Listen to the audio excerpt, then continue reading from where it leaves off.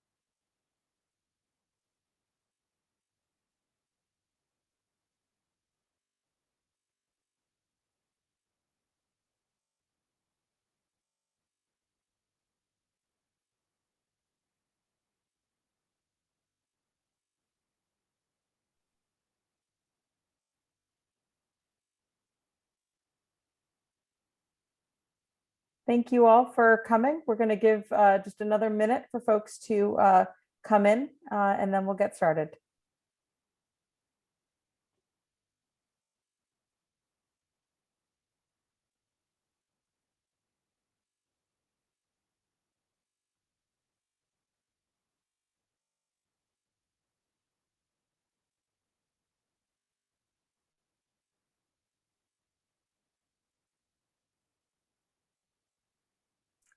Well, we're right at 2 o'clock at the top of the hour. My name is Allison Schwartz. I am the industry co-chair for the Quantum Working Group. And on behalf of all the working group members for ATARC, we're very excited to have this conversation happening. First, I wanted to apologize on behalf of Representative Khanna. There was a change in his congressional schedule today. And so unfortunately, he is not going to be able to be here, but he wanted me to send his regrets. As he was very excited for the conversation that we were going to have today. With that, I'm going to ask the participants and the panelists if they can turn their cameras on. You'll notice at the bottom of the screen, there is a Q&A tab. There is also a chat. Please feel free to add questions in there. We do want this to be interactive.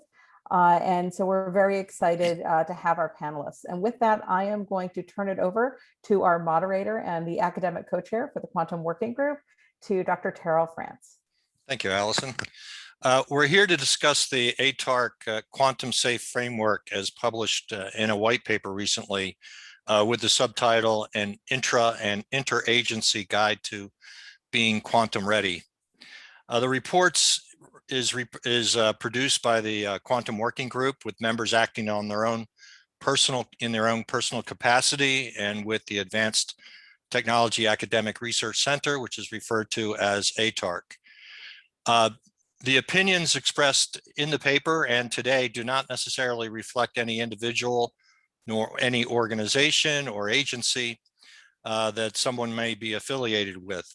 This white paper is intended to be a helpful guide relating to the current and future quantum technological capabilities. The purpose of the framework is to serve as a guide in protecting critical government IT systems from the possible misuse of quantum computing technology. Before we discuss the framework today, we'd like to get a sense of who you are in the audience, and we have 2 simple Zoom polls to run before we start. So if you take a moment and please respond to each poll one by one, we'll just cycle through the first one and then the second one. Just so we can get a sense of who you are.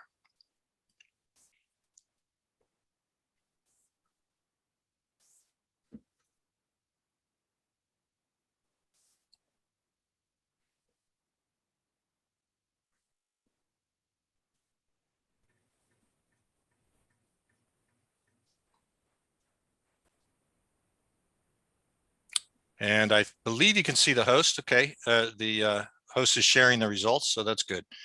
So it looks like about 40% from industry and pretty evenly spread amongst the others, government, academia, and other. Kirsten, could you run the second poll?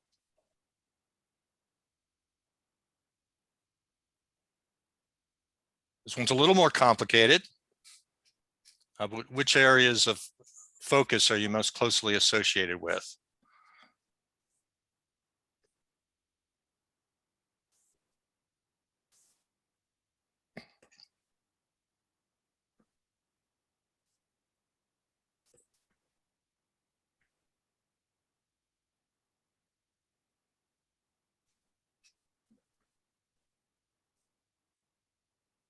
Oh goodness, half are in IT. That's comes close to home for me personally. So panelists, you see the results?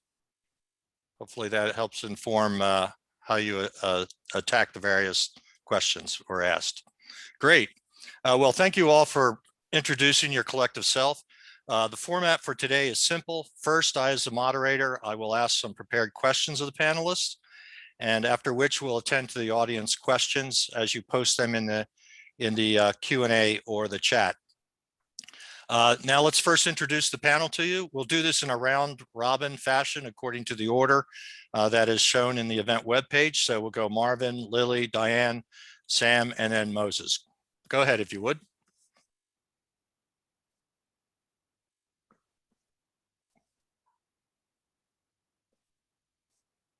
You're on mute. You got mute, Marvin. There you go. Sorry, I knew that was going to happen. Okay. Yep. Hi, I'm Marvin Woods. I'm an electrical engineer for the Federal Aviation Administration. I've been there for 5 years. I work for the Office of Airports, in particular, the Office of Airport Engineering and Safety Division. My conventional duties are lighting, power, telecommunications, and control.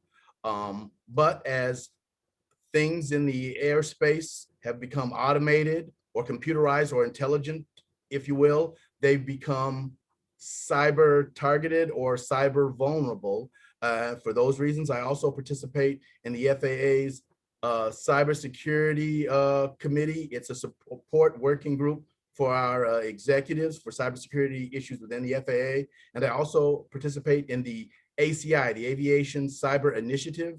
That's a 3-department commission represented by the FAA, the Department of Defense, and Homeland Securities. And it's kind of a clearinghouse for research, information, best practices, an evaluation of what's going on relative to aviation safety with cybersecurity.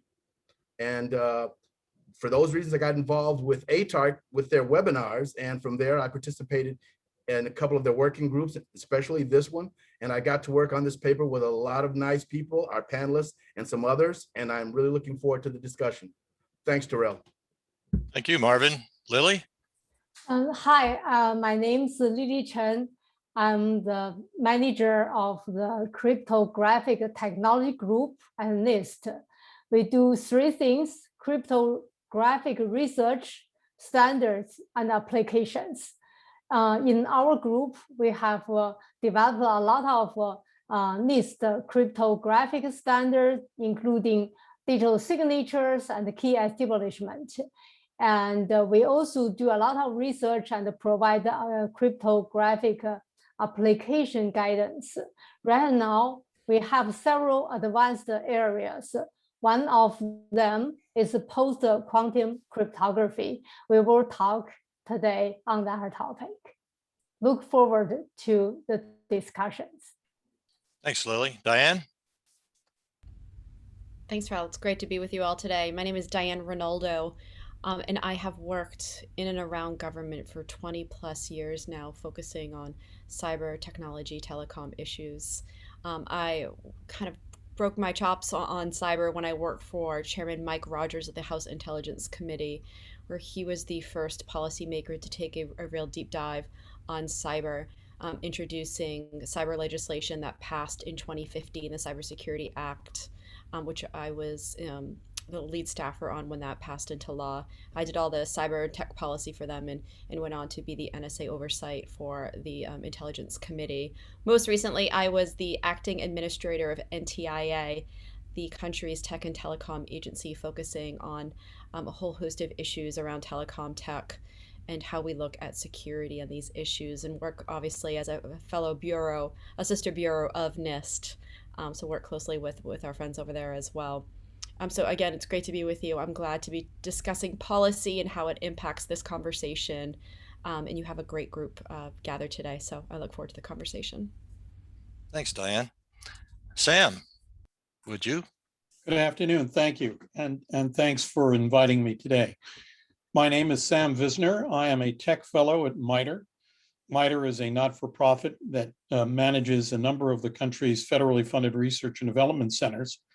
I'm currently leading our efforts on space system cybersecurity and coordinating much of our work on building a national roadmap for 6G. I served until last year as the director of the National Cybersecurity Federally Funded Research and Development Center, sponsored by NIST.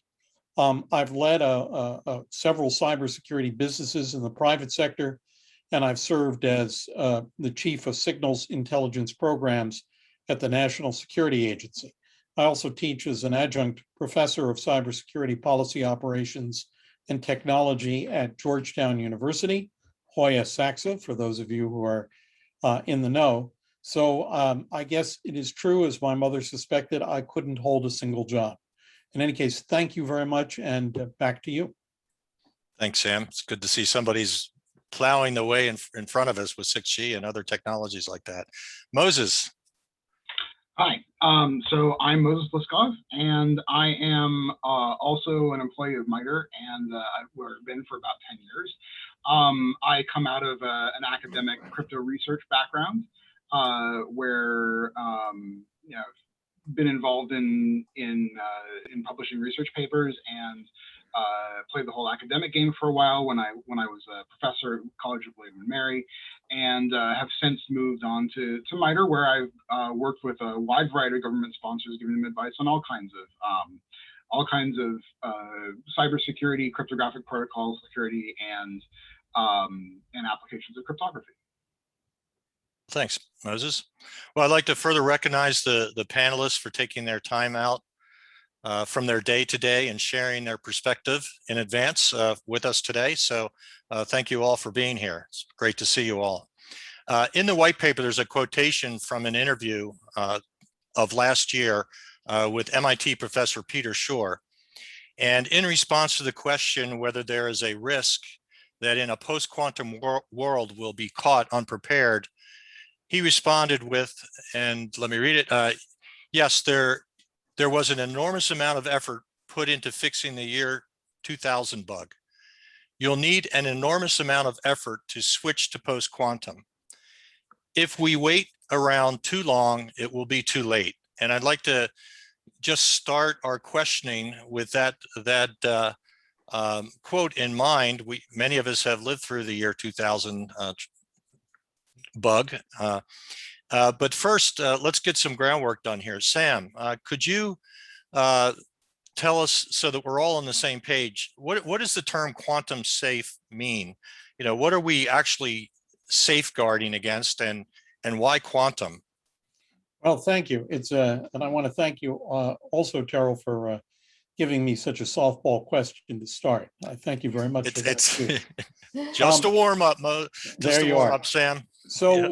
Here's the issue. We have pretty good cryptography in the world right now.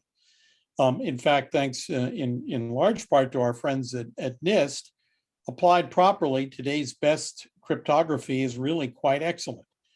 But on the other hand, we are facing, and it may not be today and it may not be tomorrow, but at some point it's going to happen, the ability for for quantum science to create the kind of computational power that will render all but invisible today's cryptographic systems. So things that we regard as sensitive. Not every piece of information is sensitive, and not every piece of information that's sensitive will be sensitive in 5 years. Some isn't even sensitive in 5 minutes from now. But information that we're seeking to safeguard may be placed at considerable risk. The difficulty is that if this happens, it could happen rather suddenly. Right now, you know, the business of using quantum science for computing, for communication, and certainly for cryptography is still in its infancy. But if there is a sudden advance, or even if some of the advances that are being made now more steadily come to fruition, we'll face a world in which information that we think is safe, in fact, really is not.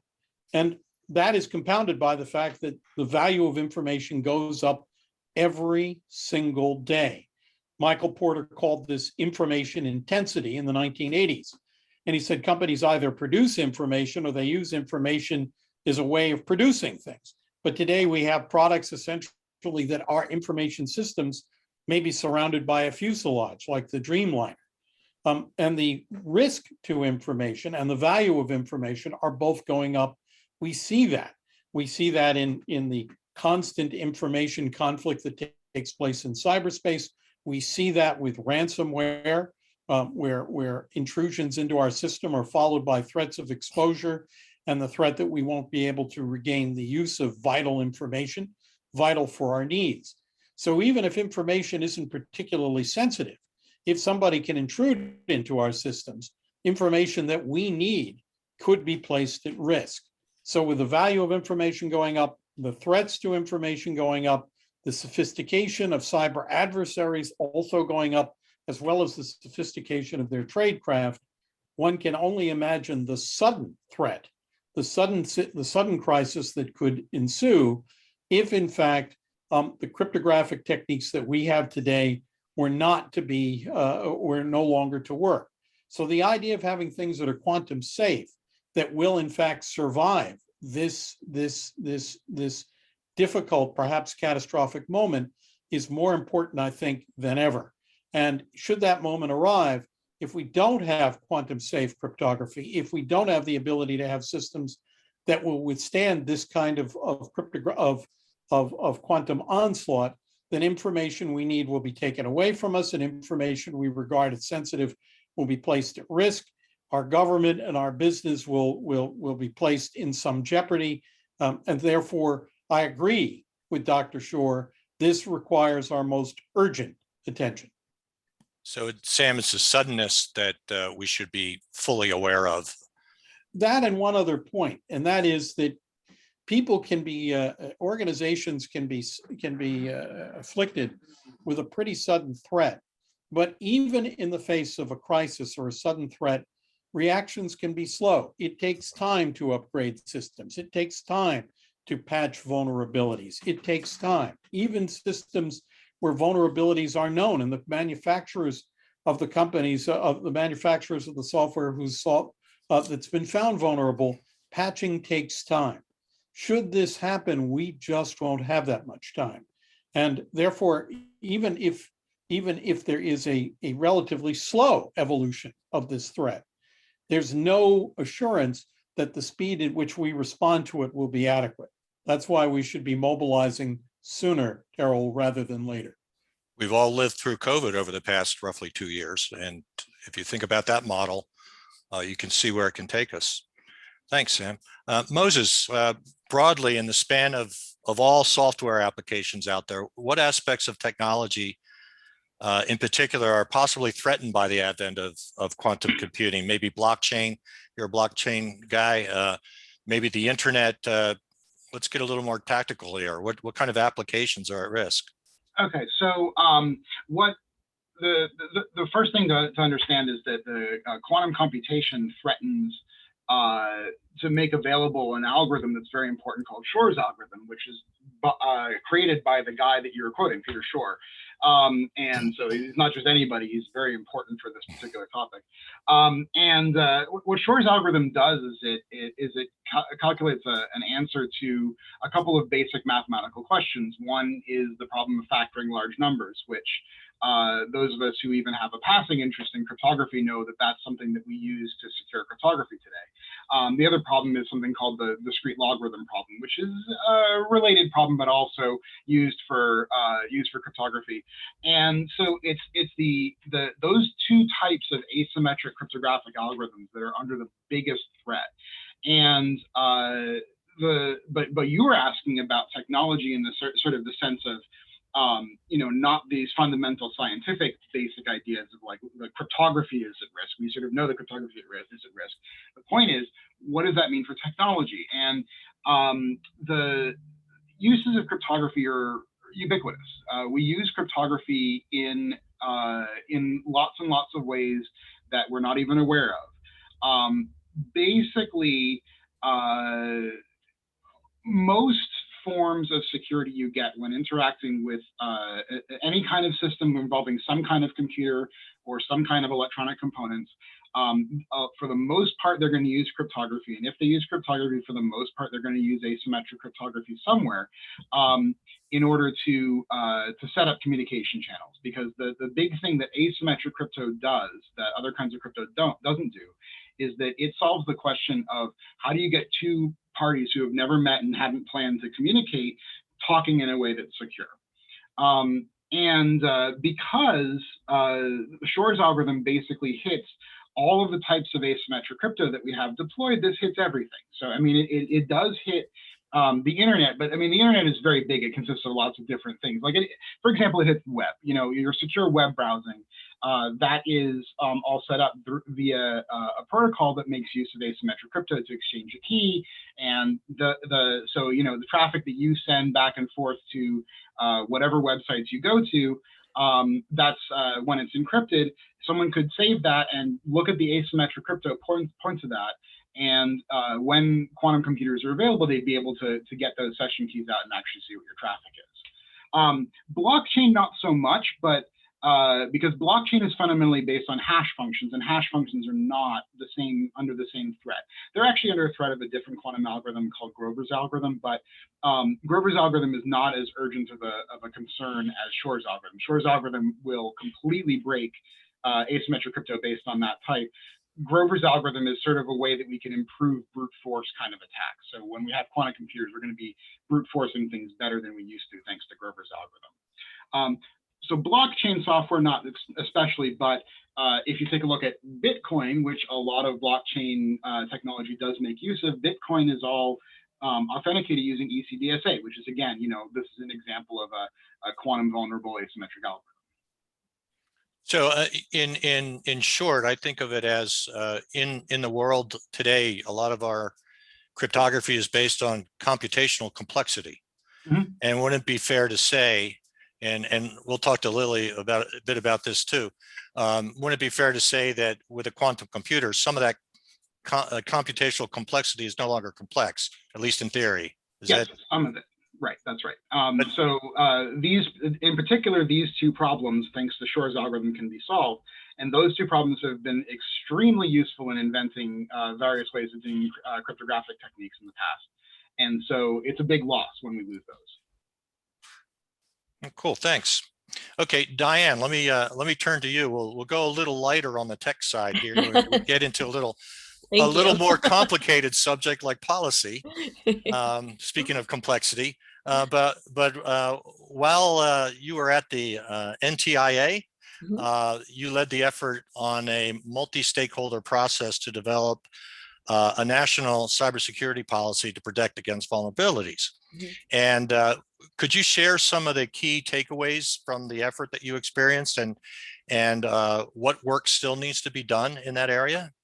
Yeah, of course. And I will say I won't take full credit. It actually started under the previous administration. But one great thing about the multi-stakeholder process is that we were able to carry it through. For those of you who are not familiar, the multi-stakeholder process is taking these complex issues, helping break it down for the business community to be able to communicate better with them and to come up with ideas on how to move forward as it relates to voluntary practices that industry can use. And so cyber vulnerabilities, one thing that kind of question that resonated throughout is the idea of trust.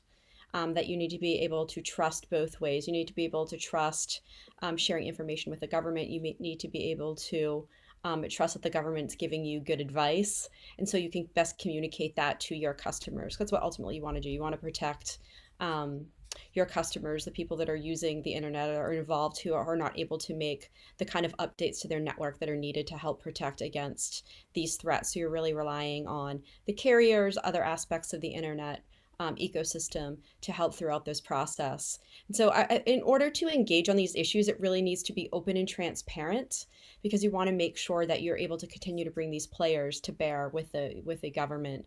I know there's always concern that you might be regulated, and when these conversations start, I think you get people that tighten up and don't want to talk. Back in 2012, when the Department of Homeland Security was realized by industry as the preeminent place to have that sharing agreement, now is codified into law with CISA. That is being seen as a good place to go where you can share information. And so with as you mentioned, the cyber vulnerability disclosure stakeholder process, again, it's continuing to bring these people to the table to share ideas. And it kind of really drives down into the minutia, from helping create, again, we're talking about small and medium size, not the big guys, helping create templates on how they can share information with their customers, to being able to help make those connections with the federal government, to be able to share. And it's really in both directions, to not only share these vulnerabilities that they're seeing across their networks, because again, these networks, 90% of networks are private and the government's not seeing what's happening.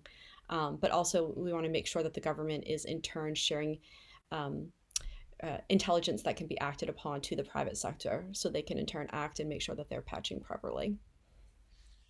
Well, I don't get a chance to meet somebody who's dealt with the Congressional House Intelligence Committee very often. So I'm going to ask you, can you share some of the goals of the cybersecurity policy that came out of that effort that you were involved in, and maybe some of the other efforts that are out there in the government that help make the citizenry and the corporations a little bit more secure? No, absolutely. So I worked for, as I mentioned at the beginning, I worked for Chairman Mike Rogers, who's plays a pretty big part at MITRE himself. And I may be biased as a former staffer, but I think he really did this the right way. When he first became chairman back then, cyber was still pretty much only discussed in a classified setting, unlike it is today, where people are much more free and open to have these conversations about the threats. And when he first heard the threat, with concerns, he realized that this was going to be his top issue. So he tasked his staff to meet with as many private sector individuals to get a better understanding of what they're seeing on the front lines. And during that time, we had 100 plus meetings and kind of boiled down and synthesized those conversations. And what came out of it was what companies need most is information sharing. Again, there's concerns like, why aren't they sharing information? They're concerned about that they might get sued if they release information. They're concerned about FOIA. They're concerned about these whole host of issues. But if you're just focusing on the threat intelligence, and there's no personal information involved, you're just sharing that APT or that threat intelligence, that you should have some level of protections, so you are comfortable in doing so. And so what was initially just an education process, after 5 years, it was passed into law, the Cybersecurity Act of 2015. So it's great to see that bipartisan work in action, with Chairman Rogers and the ranking member, Dutch Ruppersberger, pushing this issue so hard, and then having President Obama sign it into law. But again, it was simplistic in nature. If you follow a handful of rules about ensuring that personal information is minimized at all possible costs, that you would get some level of protection for sharing information. But there's another step to that conversation that we were having 10 plus years ago that still needs to be worked on in the government, and that's the government sharing information back to the private sector. It was always viewed that it would be a loop. Industry would share with government, government in turn would share back, and it doesn't seem to be happening, I think, to the frustration of some industry. And we understand that there's classified nature. How do we ensure that that information is passed along in a timely manner when it's actionable? So hopefully these are things that the new administration is going to look at, and to ensure that we are getting, again, kind of back to that full loop, because it needs to happen at machine speed, or else it's too late. Yeah, I mean, that's one of the challenges. It can't be communication done over the course of several months. It's a little too late oftentimes. So, okay, there's a couple academics in the room here. What about the policy mechanism? How do you see the government, industry, and academia actually, and others, actually working together? You know, let's okay, communications is key, but can you get a little more granular on that? What information sharing? Yeah, no, absolutely. I think that the work that is being done at CISA is the right way to do things. We're able to bring everyone in a room, and again, right, it seems so simplistic. It has to be more than sharing information. But again, at the granular level, it is that trust issue. It is trusting that the information that is being received is being properly used. It's trusting that, for industry, if they're giving information to the US government, that it won't be used somehow in the future against them. So again, I always beat a drum on this one. It is the information sharing. It is the kind of being transparent and being open about these situations as they continue to matriculate through. And I think that President Biden has assembled a world-class team. So it's great to see, kind of, as they move out through their process, and the cyber executive EO focusing on zero threat. I think that's also an important part of this too. Zero threat. We wish zero trust. It's a great way to look at this, that, trust no one moving forward. Okay, now how do we act? So again, just continue that collaboration and moving forward. Well, since half of us are from IT, I think maybe the term egoless programming may strike a chord with some, at least the software developers, and that is, you know, the comfort or the oh, I don't know the word for it, but be willing to admit your mistakes, the blemishes in your code, the blemishes in your system, in the spirit of learning from that, both by the person who made the mistake and so that others don't make that same mistake. We call it egoless programming. And I think that's kind of the right model, what you're describing there. Very difficult thing to achieve, for sure. Yeah, I think sometimes too, it's easy to blame the victim. So I think we need to be careful of the rhetoric that occurs around this. Again, if you're constantly out there blaming the victim, they're not going to want to come to the table with disclosures. So it's really in the approach. Yeah, especially since the probabilities are high, every one of us will be a victim somewhere, somehow, someday, unfortunately, in this space. So, well, great. Thanks. Thanks for that briefing there. Lily, let's get a little more technical. We're talking a lot about post-quantum cryptography, and can you just give us, you know, Moses covered a little bit of it, but can you give us a little bit more about post-quantum cryptography, what that is from your perspective? Well, actually, the previous panelists already explained very well. I'm a mathematician and my background is mathematics. So this is a great time to use mathematics and I'm very excited. So by Peter Shor's algorithm, right, the factorization is not hard anymore.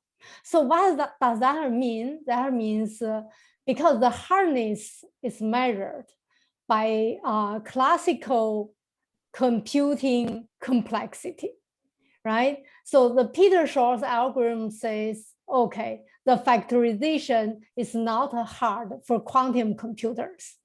Then because RSA has been used everywhere, and you might think, well, the sky is falling. Can we find something hard for both classical computers and also quantum computers? Okay, the good news is yes, we can find those kind of problems. For example, the shortest vector problem in the lattice is both considered classically hard and quantumly hard, right?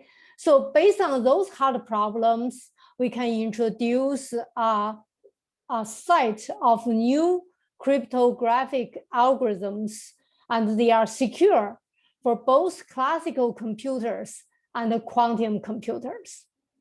Well, I said the new algorithms, people probably already say, no, I'm nervous about new algorithms. Well, those are not that new because this has been a very active research area for past 10 or 15 years. So there are many kind of relatively mature kind of design.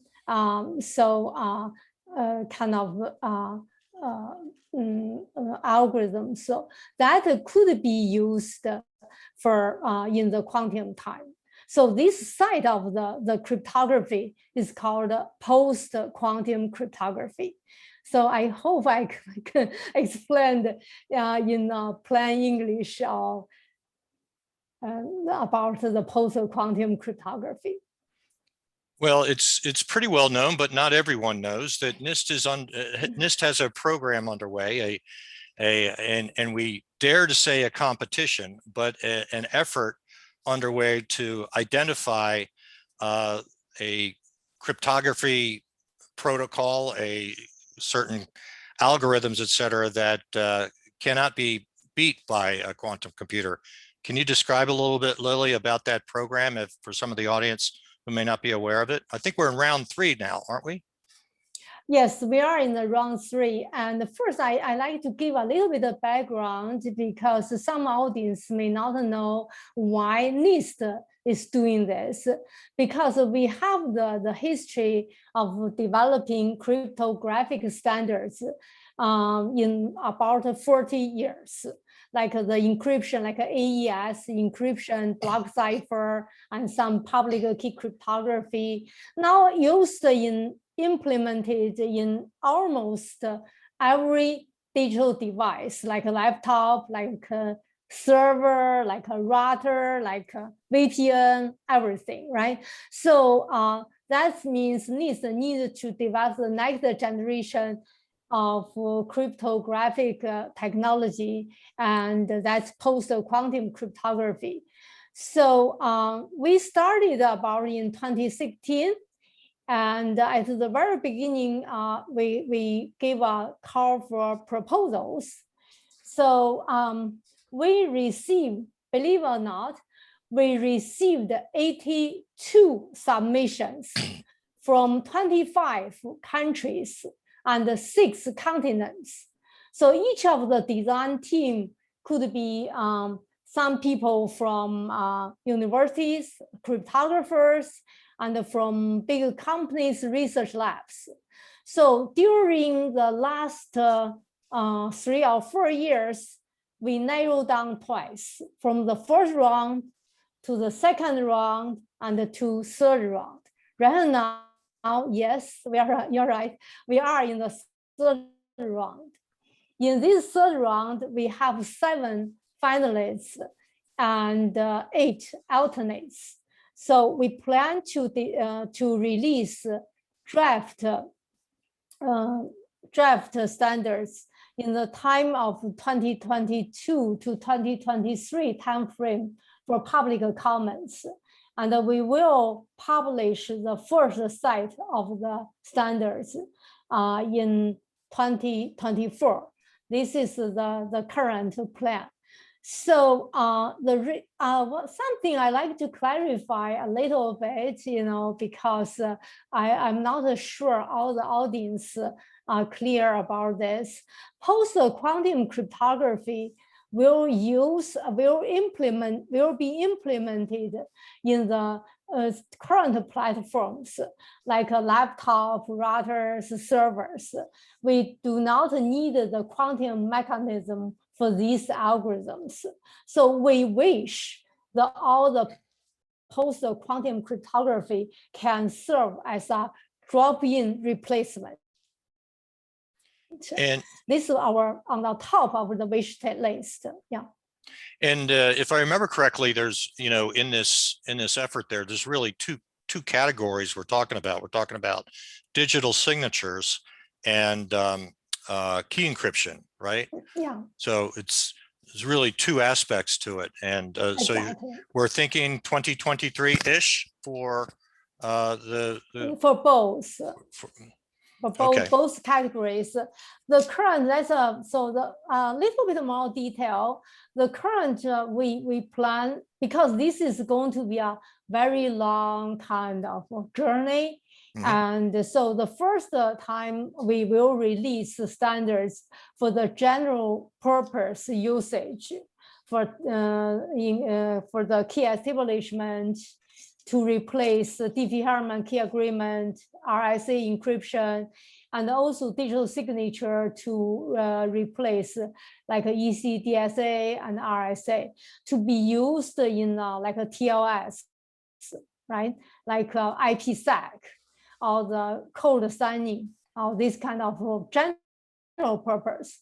However, because we wish they are drop-in replacement, but if there are some special needs, we might need to continue to do another round of the release.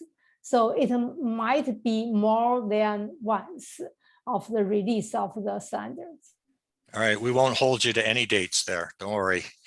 Just get it done right, okay? One interesting thing is, and by the way, the NIST has a website with a lot of this information. It's all public, I believe. Well, I know.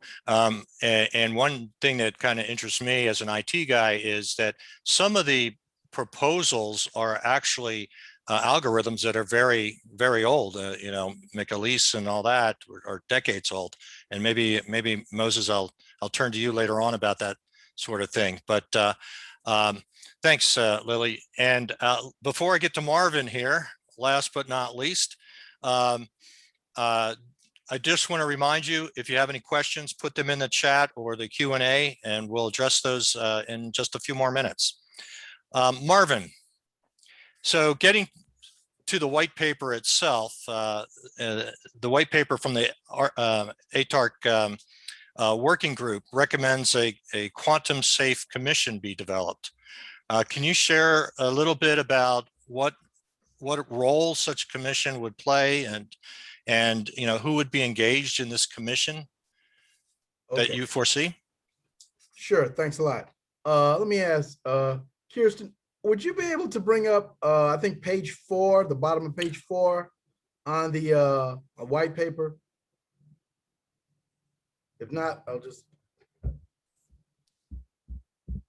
Yep, bring that up shortly. I can do that. How about that?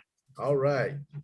Okay, so the quantum safe commit. All right, okay.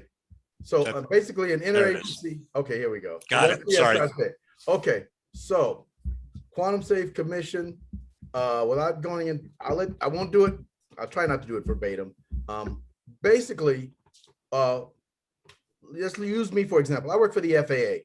Okay, we're aviation specific. That is our mission. But this issue affects us. We can't, and I would say no single agency can deal with this vulnerability and potential by themselves. So it has to be a collective effort. I think several agencies are uniquely positioned, I'll say, to help in this effort for the federal government as a whole. So if we go to the top of page 5, let's see. So, okay, this is a kind of a list. I'll start with Department of Energy, NIST, U.S. Cyber Command, DOD, and Cyber Security and Infrastructure, the CISA under DHS. In the paper, we targeted these 3 key agencies because of, again, their unique focus. Department of Energy, we can leverage the combined power of our national laboratories in the research area. Cyber Command and CISA, again, threat assessment, intelligence processing, we'll say. What's going on? Who do we think are the bad actors? What's going to happen? This is unique to their mission. They have the personnel and the skill set for that. DARPA, again, and the other agencies, they all have a role, and I mentioned Department of Treasury and Commerce. They all have a role in this, be it the financial issues, the research and technology issues, the deployment to commerce and into medicine. But I put an asterisk behind those 4 entities because, again, with NIST, I think as Lily spoke of, because of their mission, as far as standard development and best practices, they're uniquely positioned to fulfill this role. But it has to be an interagency effort. And I think those 3 agencies are uniquely qualified to lead in this effort. That's, from the paper. And again, we're trying to start discussion on this matter, but we're going to need other players. And if you go down the list, we need players in research, in finance, in our strategic partners such as ATARC and MITRE. We need all these agencies to develop and all these entities to develop interagency policies, best practices, response. I would say a response to any potential threat. And again, what does we have the mathematicians and some of the technological people here. I'll say this rhetorically. What does a quantum attack look like? I don't know. But there's some people here, if they don't know, they will know. And we need to ask them that now. That's kind of why we need this commission. These are the questions we need to ask now. Sorry for the background noise. These are the questions we need to ask now. And these are the agencies we need to ask them to answer that. I hope to answer that question. We need a commission now. All right. Well, how Yes, quickly, yes. how quickly in reality do you think we, meaning the United States, get such a commission set up? And Diane, I'm going to ask you about it after Marvin. No pressure. Okay. What do you think? How quickly? I think it can be done within the very near future. I think it can be done, but we don't want it to be done. And I want to kind of underline something that I believe one of the other panelists said earlier. What Sam said earlier. Okay, if there's a breakthrough in photonics or cryogenics or superconductivity or material science tomorrow, next week there is a quantum computer. So we don't want to be in a reactive posture when that happens. We want to be in a proactive posture. So I believe it can be done immediately. But again, we want it, because if it were a reactive posture, we would do it immediately. But that's not where we want to be. We want to do this from a proactive posture. Diane? So I would say that Do we have the will? we definitely have the will. As you probably are aware, the Cyber Solarium was formed in 2018. They released it was a group of 6 experts, 2 senators, bipartisan, 2 House members that came together and created 80 recommendations. Within 6 months, 25 of them were passed into law. I think that is the right way on how to tackle an issue. They talked to anyone and everyone in industry that was willing to speak with them. I think it's important, as we continue to have these conversations, that we bring everyone to the table. And yes, Marvin's absolutely right. He works in government. He knows that we are so reactionary on not only this issues, but most issues. You know, members of Congress, the administration have a full plate. So how can we take these issues when we're saying it, you know, it's going to impact us in 10 years, but we need to focus on it now. So we need to make sure that we are bringing these issues to the burner. And I noticed there was a Q&A question on a kind of similar line of thought, is how can we help provide assistance, especially in the IoT space, when devices are sometimes has no security to very little security. And again, these are questions that we need to look at going forward. I know we've had issues with software and the like. Is, you know, as technology moves along, we need to expect cybersecurity and the advancements of cybersecurity and technology to be updated along with it. Fingers crossed. Fingers. Sam and Moses, excuse me. Let me turn it back to you. Neither of you are on the working group, and so I'd like to take this opportunity to ask you, given what you know about the white paper and the recommendations, do you have any perspective on something that maybe the white paper may have missed in a readiness plan, something that we might have been blind to, something, you know, given your experiences? So Tara, that's a good question. I would say that blind to would not be the term I would choose. I would put more emphasis, however, on one thing in particular. The report refers, but somewhat obliquely, it says research, industry, and technology coalitions, such as the Quantum Industry Coalition and the Quantum Economic Development Consortium. I think we need to engage directly, and this is consistent with a point of view I've held for a long time, that we need to unify research and development on cybersecurity with research and development on IT. There's an old story, and it's you know, about the famous car maker Bugatti, whose cars performed wonderfully but didn't have the most modern brakes. And when he was criticized on this, he said, "But I make my cars to go, not to stop." You know, but we don't have that. We don't have that sort of wonderful luxury. We can't build an information technology infrastructure that is likely to have quantum communication. That is already starting to come into focus. That is likely to have some form of quantum computing. That's beginning to come into focus, and say, well, we'll get that up. We'll manage to deploy those technologies, And then a year or two, we'll figure out how to secure the systems. We have to be unifying and synchronizing our efforts at research and development for information technology and cybersecurity.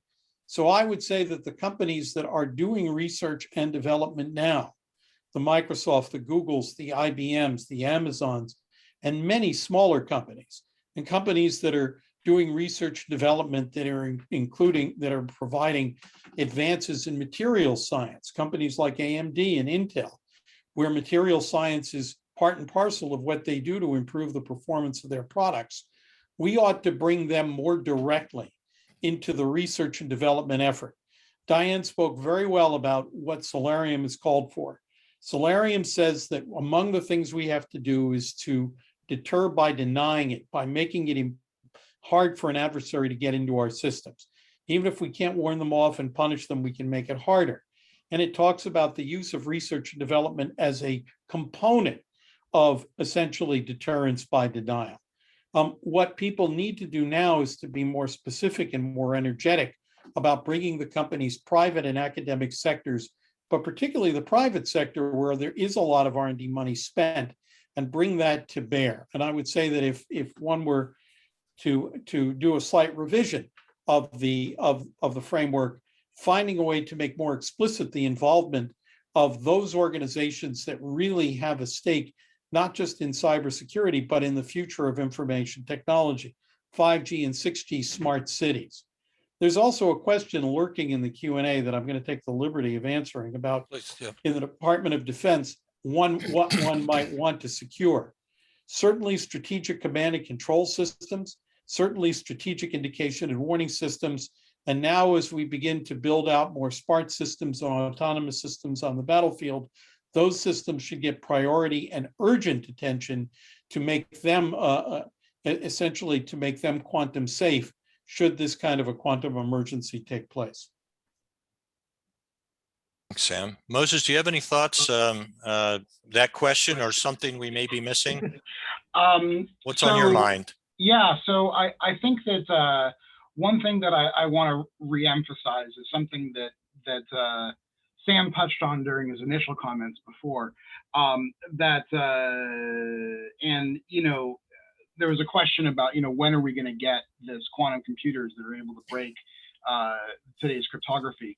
And one of the things is that it may be quite some time. You know, there are experts that say it could happen in 10 years, but if you look at like a broader range of what people are saying, the opinions tend to moderate quite a bit more. And some people are saying that it may take quite a long time, 30 years or more. And I think that one of the things that's really important for the Quantum Safe Commission to do is to keep up the drumbeat of, even if it's going to be a while, we need to care now. Especially because when it comes to encrypting secret information, information that you need to keep safe from adversarial eyes for a period of time, you need to realize that if you are encrypting things today that you need to keep safe for 30 years, then you've got a problem today if quantum computers can break crypto in 30 years, because we don't have the ability today to use different crypto, right? That actually, if you take that perspective on things, it does shift your focus to certain problems over others. So for example, you know, Sam was talking about command and control. I agree it would be devastating if we had an attack against our command and control system, but on the other hand, a command and control system is going to largely be based on authentication techniques. So if there's a quantum computer today and it could attack our command and control today, that's urgently, desperately needed to make sure that's secure. On the other hand, if we don't get the quantum computer actually attacking today's crypto for 30 years, what we need to really make sure we focus on first is stuff like secure email. Because you know, if we email stuff around that is sensitive, and the government has a lot of this, and I always want to point out when I get the chance to, that I think the government has a bigger problem here than private companies do typically. The government has, the Department of Defense is full of sensitive information, intelligence information, stuff that needs to be kept secret for a long period of time. Private industry, I never hear quite the same emphasis on long-term protection of secret information. But there's a lot of it in the Department of Defense. And I think that one of the other elements that is needed in the quantum safe framework is an ability to sort out which are the highest priority things to transition and which can wait a bit more against a possible future threat. Well, thanks, Moses. I'm going to toss something out to everybody here, and whoever feels like answering it and respond to it, please do. We're all pretty familiar with solar winds and the fact that it took a while for us to realize that the bad actors were in our systems. A while, I guess the actual date, I don't know, was it 18 months or whatever? Don't quote me on that, but it was we were breached for a substantial period of time before it was recognized. Could that play out with quantum? Similar scenario? Bad actor could have a quantum device breaking encryption and we not know it for a while? This is a tough question. And to answer the question, I want to be a little bit careful. There is, I think, a general assumption, and one that one needs to be careful about accepting, that we will always have a pretty good bead on other countries' science and technology. And generally that's true.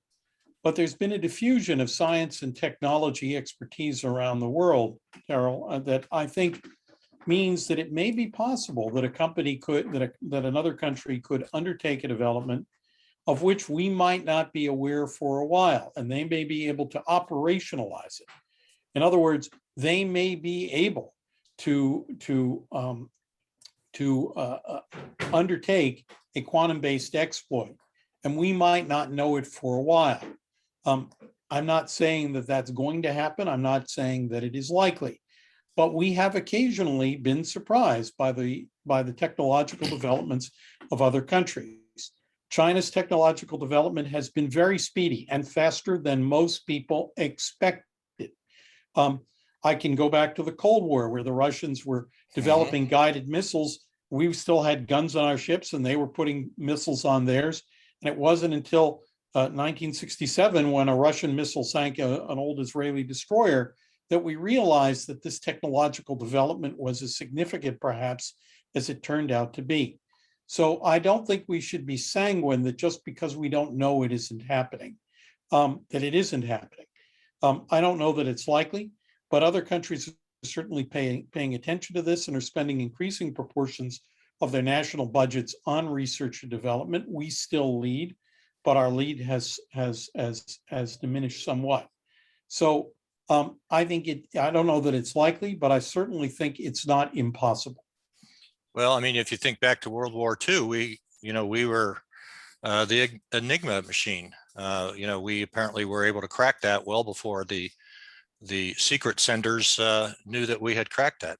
Well, that's anyway, right. At the end of the war, by the way, German scientists didn't believe that we could develop nuclear weapons, and some didn't even believe that we had after having been exposed to reports. And even though the Germans were seeing that we were beginning to outmaneuver them with better intelligence, at the end of the war, they still hadn't made a fundamental change in their own cryptography. So the answer is yes, there can be a surprise, and it can creep up on you, and you can still not be aware of its import. So, getting back to Peter Shor's comment and others, we need to be prepared for this. It's not something that we can fix post-mortem, I think. Anyway, clearly we've only got a minute or two left. In fact, it's probably 90 seconds. And I've been watching the questions, and I believe they've been answered as they've been coming through. So that's great. Thanks for answering that, whoever's been doing that. Any last second things that anything that anybody wants to add before we call it an afternoon? Yep.